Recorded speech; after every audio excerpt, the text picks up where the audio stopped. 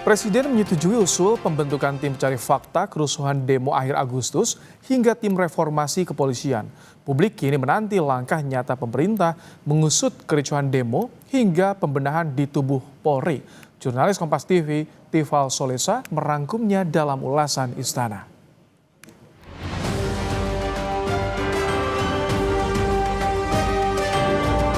Semua aparat negara akan selidiki siapa yang bertanggung jawab.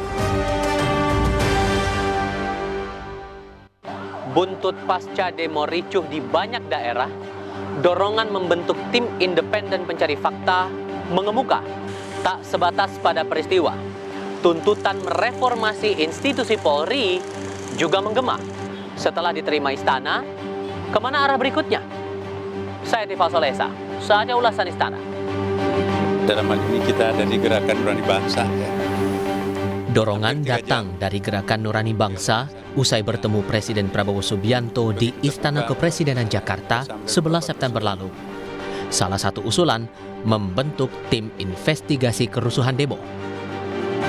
Salah satu tuntutan masyarakat sipil yang juga menjadi aspirasi kami dari GNB adalah perlunya dibentuk komisi investigasi independen terkait dengan kejadian Prahara Agustus beberapa waktu yang lalu yang menimbulkan jumlah korban jiwa, korban kekerasan, luka-luka dan seterusnya yang cukup banyak.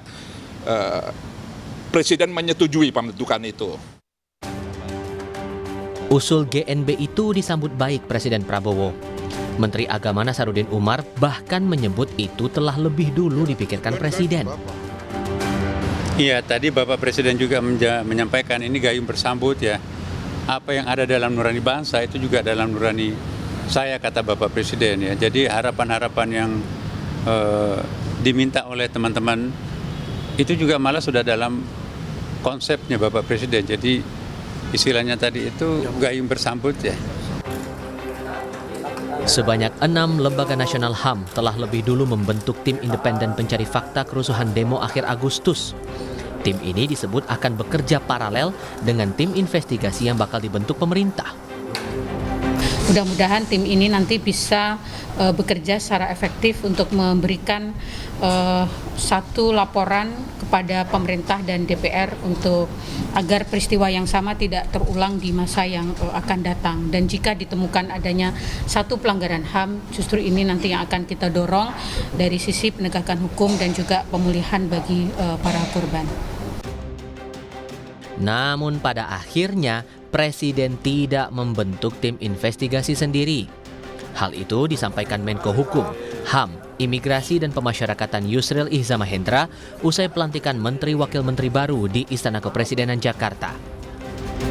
Saya sudah mendapat penegasan dari Bapak Presiden barusan bahwa usulan untuk membentuk tim gabungan pengumpulan fakta terhadap kasus-kasus demonstrasi yang berujung kerusuhan akhir Agustus yang lalu itu tidak perlu dibentuk menurut Bapak Presiden. Dan oleh karena 6 lembaga negara HAM yang dipimpin oleh Komnas HAM sudah membentuk tim penyelidik non-justisial independen, maka Presiden mengatakan bahwa silahkan Komnas dan 6 lembaga negara HAM itu bekerja untuk melakukan penyelidikan, mengumpulkan fakta tentang apa yang terjadi di balik demonstrasi yang berujung kerusuhan itu. Dalam pertemuan yang sama, GNB turut menyarankan pemerintah membentuk tim reformasi kepolisian. Usulan itu juga diterima Prabowo. Tadi juga disampaikan oleh Gerakan Nurani Bangsa perlunya evaluasi dan reformasi kepolisian yang disambut juga oleh Pak Presiden akan segera membentuk tim atau komisi reformasi kepolisian. Saya kira ini juga atas tuntutan dari masyarakat yang cukup banyak. Presiden Prabowo disebut sudah menyiapkan keputusan Presiden, tapi belum diketahui siapa anggota timnya. Nah, ketika kita membicarakan tentang reformasi pertahanan keamanan dan khususnya Polri itu, tiba-tiba beliau bilang, wah, bapak-bapak ini seperti membaca pikiran saya. Beliau mengatakan bahwa memang akan ada reformasi kepolisian dan kepresnya sudah disiapin menurut beliau. Siapa orangnya, apa pekerjaan dari tim reformasi itu kami tidak mengetahui sama sekali.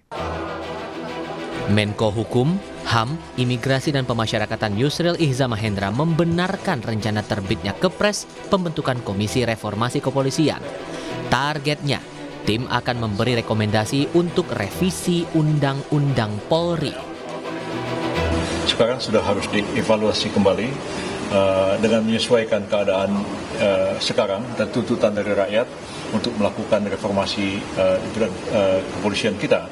Jadi seperti apa nanti, nah ini tugas dari komisi atau komite reformasi inilah untuk merumuskan perubahan-perubahan itu dan saran-saran itu akan diserahkan kepada Presiden nantinya. Ya, arahnya akan melakukan revisi terhadap Undang-Undang Polri itu sendiri. Pemerintah menjanjikan keputusan Presiden tentang tim reformasi Polri akan segera rampung. Tim reformasi Polri akan berjalan kapan Mas? Tunggu, insya Allah dalam minggu ini. Mas, dalam bentuk apa itu Mas? Instrumen hukumnya maksudnya? Instrumen hukumnya dalam bentuk Kepres Mas. Kepres berarti Mas? Kepres Mas. Ada target spesifik Mas kapan Mas mulainya? Minggu ini insya Allah. Kapolri menanggapi pembentukan tim reformasi kepolisian oleh Prabowo. Menurutnya proses reformasi di tubuh Polri terus berjalan selama ia menjabat. Selama ini kita terus melakukan upaya transformasi dan reformasi untuk perbaikan. Artinya Polri selalu terbuka terhadap evaluasi, masukan-masukan dari luar untuk terus melakukan perbaikan bagi institusi, baik dalam kegiatan-kegiatan kita maupun juga hal-hal yang diharapkan oleh masyarakat. Ketua PBHI Julius Ibrani mengingatkan pemerintah, pembenahan menyeluruh di tubuh Polri bukan sebatas karena telah terjadi satu peristiwa seperti kericuhan demo akhir Agustus hingga awal September lalu. Dia terstruktur, dinamikanya terstruktur, maka perbaikannya, evaluasinya harus terstruktur. Saya catat betul usulan-usulan reformasi Polri dari berbagai macam pihak itu muncul ketika ada peristiwa. Tetapi ketika peristiwanya sudah mulai reda, maka orang-orang ini hilang. Tak berhenti di pembentukan tim independen, GNB menyampaikan pesan hak asasi manusia harus dipenuhi, dilindungi, dan dihormati. Mereka juga meminta para aktivis dan mahasiswa yang ditahan segera dibebaskan. Tindak lanjut atas fakta di balik kejadian menjadi keharusan. Pemangku kepentingan harus berbuat demi memperbaiki keadaan.